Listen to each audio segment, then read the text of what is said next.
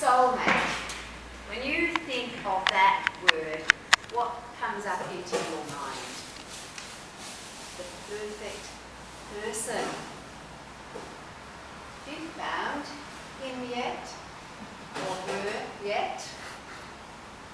That elusive someone that you know is out there, waiting somewhere. If you have found such a person, I know exactly what he or she looks like.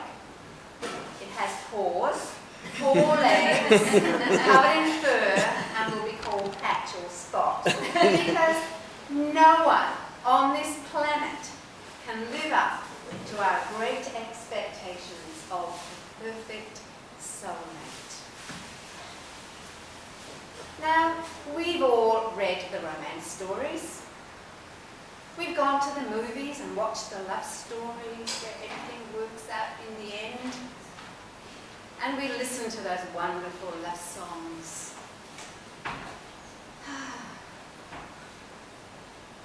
That elusive dream of Mr. or Mrs. Right, just out of our reach. But do you know what another word for dream is? It's a delusion. It's a delusion, but we hang on to it, fiercely determined to find that one person in all the billions of people who walk the earth. Now, with pets, they can fill your life to some extent. I've had my fair share of them. One stage I had 4 dogs and 4 cats all at the one time. And you know, they're wonderful. They can listen. They can gaze adoringly in my eyes. They can hang on to every word I say. But I want the 2-legged variety, don't you? Pets are okay, but they're not a soulmate. So let's just get rid of the myth of the one. The first myth I'd like to share with you is, all you need is love. Gosh, hasn't that been a song or two? All you need is love. But is it? Well, put it this way. You can live life perfectly contentedly without love in your life. But love is the icing on that cake that makes it special, really special. So there we are, clawing our way to that special icing that we love. But it's an illusion. You know, it's only recently that we've been able to travel. We've heard a little bit about it in the first speech, travel. But previous generations never did that. Who did they marry? Where was Mr. or Mrs. Wright then?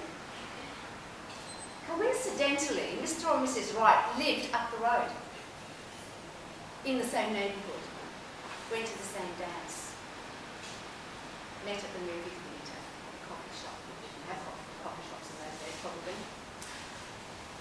Do you know what happens today? It's exactly the same thing.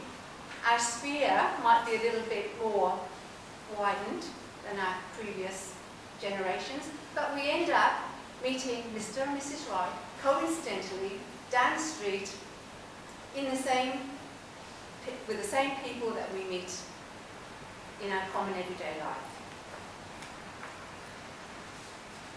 The next myth.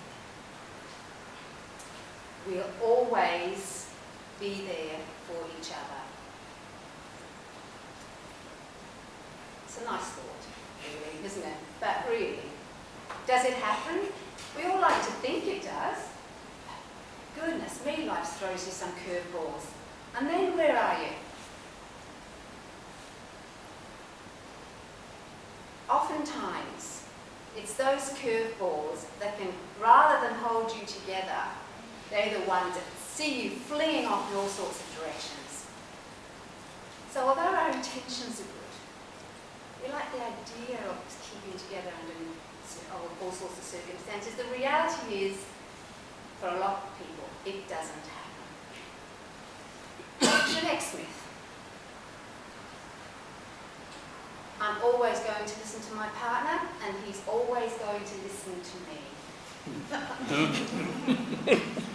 Mission impossible. It starts off like that, doesn't it? We hang on to every word they say, we look at each other and you can't stop talking or listening. But 5, 6, 7 years down the track, the lips are moving. But there's static going on in the receiver's ears, because oftentimes you say to your partner, I told you that. No, you didn't. Now, we had an instance of this just this week. We're going overseas shortly. And I said to John, you can book any dates but the 18th and the 19th. So I have something on those dates. So a few days later, he proudly came in to me. I booked those dates, booked that trip. I said, fantastic, when are we going? 18th or 19th? It didn't even click with me then. So not only do I fail to listen, and he fails to listen, but we fail to hear what we say to each other. What's the next myth? Children will bind us together. And there's no doubt about it, children are wonderful, absolutely wonderful. They're angels with claws that don't tear you apart. When do you see each other? When you have children. You're ferrying them to soccer, to the football, to their basketball. You're running them to school. You're going to work yourself. You're coming home. You're cooking dinner. You fall into bed exhausted. Which brings me to my next myth. Sex.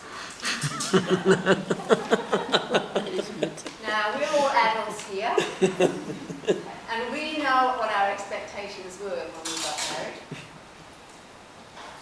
I knew what mine were.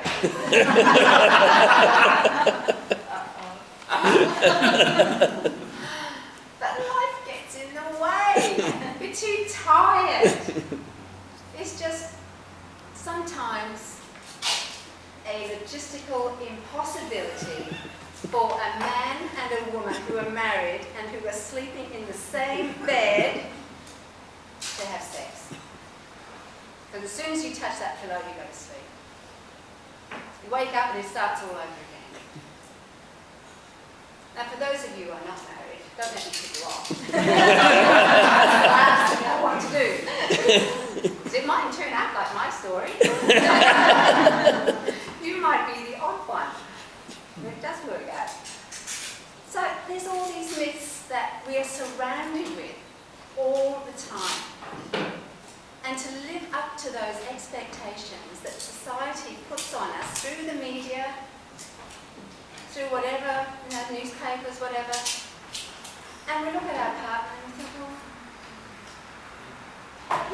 maybe you're not Mr. Right. Maybe he's somewhere else. Maybe he lives in Canada. I just haven't visited that country yet. Or he looks at you and thinks, what happened to this gorgeous girl I married? She's harassed all the time. She barks orders at me all the time. I stay in my computer room and hide. Close the door. So yeah, let's get real, people. That's what I want to do. Let's get real and put those delusions, those myths where they belong. In Fantasyland. Pack them away, bring out the reality sheet, because this is as good as it gets. Thank you.